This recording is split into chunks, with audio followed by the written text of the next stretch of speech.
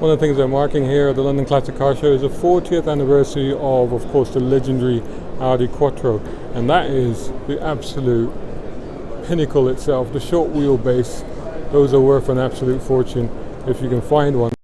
Audi Sport Quattro. Now that's a 1985, as you can see, Audi Sport Quattro, and that is, of course, that is a rallying legend. It won, I think, several championships.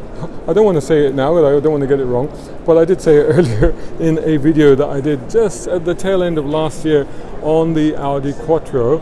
And in fact, let me just do a full circle here because it's something quite interesting. There's a 1991, a later one, a 20-valve one, beautiful red car. This is, well, it won't be the same one or even the same vintage as the one that was made famous, of course, by Ashes to Ashes, driven by D.I. Gene Hunt in that fantastic show, because his car was an 83 car. Even though the show was set in 81, his was an 83 car, because in 81 they only had left-hand drive versions, and for the show they had a right-hand drive version.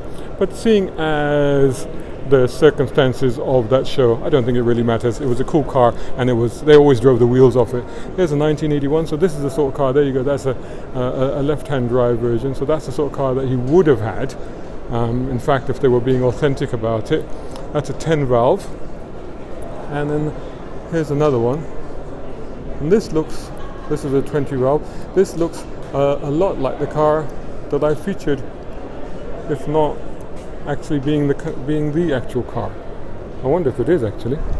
You know what, it does look like it. So that might be, if that's got its number plate on, that is the actual car. So that is the car that I featured, that I reviewed and did a video with and did some photos with just at the end of last year. Check that out on browncarguy.com and also on my YouTube channel. That was a fantastic car, a wonderful drive, and it was an absolute joy to meet that legend.